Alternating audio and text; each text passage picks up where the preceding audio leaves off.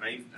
Most of you have listened to me the other night, so I'm just going to hit a couple other points that I wanted to go over in the design of your home. And again, like I said the other night, anybody who's engaging in any of these renewable energy products and energy sources is going to put that into a structure, and that structure's got to be as energy efficient as possible. So mainly what I'm talking to is the conservation side of it.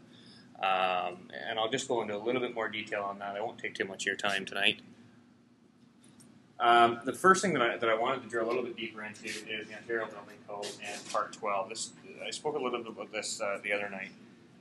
And I don't know if you can read that very well here. It's kind of like an eye chart, so if you can read from the back of the room, congratulations, you're 2020. This is the current Ontario Building Code, and this is the paragraph here that really concerns most of us. You either need to conform to the thermal insulation requirements of subsection 12.3.2, which is specifically a chart that says thou shalt have this, that, or the other thing. Or, because there's three options, we can go to the thermal design requirements of 12.3.3, again another chart that basically reflects the other one. The most important one for us is to provide a rating of 80 or more when evaluated in accordance with Enter Guide for New Homes, Administrative and Technical Procedures. This is a phrase that's been put in that has helped all of us look at different options now. For example, we just had a client the other day that wanted to do some electric space heating in a home, and his home was ICF, and you'd immediately think, very, very sound home, great way to do it. ICF only measures out at R24. So under these tables, he wasn't allowed to do it. He would have to go to an R40 in the wall and 50 in the ceiling to be allowed to do electrical space heating. This clause here allowed him to do it. So what we did is we modeled this home, proved that it could be an Enter Guide 80 home with the practices he was putting into it, and he was allowed to proceed with this project. So that, to me, is an incredible change in our building code. This is what we call a performance-based code, which is what the Ontario Building Code is moving to. And I would stress to anybody who's having any kind of an issue on some of these newer technologies and how they're implemented to look long and hard at that as an option. We spoke beforehand about trome walls, so possibly a single pane window in front of a solar collector, which would be a mass. That window might not qualify under the Ontario Building Code prescriptive path. Possibly an Enter Guide 80 rating would get you that building permit. Go ahead. Curious as to why that individual is seeking to use space heating. Personal choice. They were just more comfortable with that type of heating. This particular person was actually up in Cornwall, and Cornwall Electric, because they have the power down there, their electricity rates are very, very low. So you see a lot of electrical space heating in Cornwall. Sorry? Is that for retrofitted homes or just new homes? If you're putting an addition on the home, anything that you're pulling a building permit for, this applies to. Because the Ontario Building Code is not just new home, it's also renovation. There's an actual section on renovation, and all these charts apply to that. And then is the 80 equivalent to when you get the energy audit done, that 80? The energy audit simply tells you where you are currently on that graph. But it's the same graph. Same graph. Yeah, exactly the same. There is, I'm going to take a couple minutes just to show people on this. We have the Enter Guide 80 scale. If we look at a scale of 0 to 100, this is Enter Guide 80, which is Energy Star. If we look at the current Ontario Building Code, we're anywhere between 76 to 78 on that scale.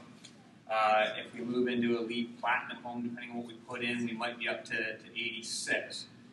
So this is simply a scale of measurement for any of these programs. What the Ontario Building Code is saying is that you have to be a minimum 80 to go by this paragraph, and by 2012, this will be the minimum. So all of the programs, LEED, Energy Star, Enter Guide, are all essentially, you can chart them on this graph. So if you're ever looking at these programs, try to position yourself to give you a good concept of where that falls on there. I have a question about the LEED Platinum that you were talking about. Yeah. Can I just go Google that, LEED Platinum, and the I'll be able to find. that You'll get a information. plethora of stuff coming up. Like how do I know how to qualify if I want to build a LEED's home? You would typically talk to a lead rater Okay. or a service provider. Mike Tiffy, I saw him walking around. Was he here? Yeah, I think he's up. Okay, Mike Tiffy's a great resource for that. Tiffy? I act as a green rater for the LEED program as well. But the LEED program is a little bit more in depth, and you have a lot of choices to get to that level. It's just what the whole thing means and what it entails. It's essentially a pick list and a checklist that says, okay, under this rating, under the indoor air quality, I need a minimum of 3 points on this. This is how I'm going to get it. And we move through a whole lot of different categories to say, okay, a minimum LEED certified home is 45 points. And that's what determines where we are in that scale. And we can relate that to that scale. Maybe one point just around LEEDs for Yep. residential homes, okay, just breaking in, okay, to Canada right now, right? Last Wednesday it was introduced for LEED for homes. Now we've got the police station here in Kingston, the K-Rock Center, the LVAC, all that has been LEED certified, but they're on a commercial level, which has been available for a couple of years now, and they're just introducing it for new homes. Okay. I think Michael Tiffy's number or whatever is on the first resource package that you got in here, the intro Oh, yeah. session. Yeah. He's very knowledgeable. He's a LEED's accredited professional, Okay. so he can give you direction. Okay. Thank you.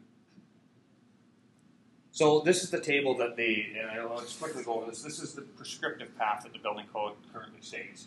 So if we say a wall other than any foundation wall, so this is our normal wall, they're stating it in RSI values, which is the metric equivalent of an R value. So for zone 1, which is where we are, let's say 5,000 degree days, that 3.34 equates to R20 in the walls.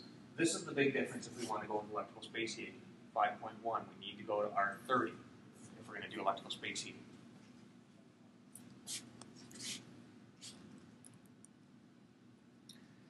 Thermal bridging, and again with the LEED program, the Energy Star program, the biggest push is to stop thermal bridging. And this is a great image of a thermal image of a home. You can see the warmest areas, that the greatest heat loss is through the windows, and the next greatest heat loss is through the studs.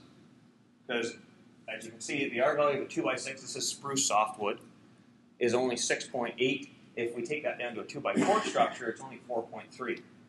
And we know the cumulative total of lumber is about 25% of any wall. So when we take into consideration our headers, our footers, our cripples, our jacks, all the studs, add them all up, it's 25% of a wall. So by stopping thermal bridging, we stop a lot of heat transfer to the outside. And conversely, a lot of heat transfer in the summertime to the inside. So we normally do that by putting sheathing over the outside. So where you'd normally see OSB-oriented strand board on the outside of a building, we're replacing that now with, say, 1-inch foam, possibly 2-inch foam, and that stops all that thermal bridging. Truss Design, and I mentioned this the other night, this is just a slide that I found that really demonstrates this quite well. A standard truss offers us little to no protection for heat transfer this way. So even if we are doing an addition, a renovation, and certainly a new home, it's not mandatory, unless you're in Coburg, to do this. But this here stops an awful lot of heat transfer. Again, any of these programs reward that type of construction.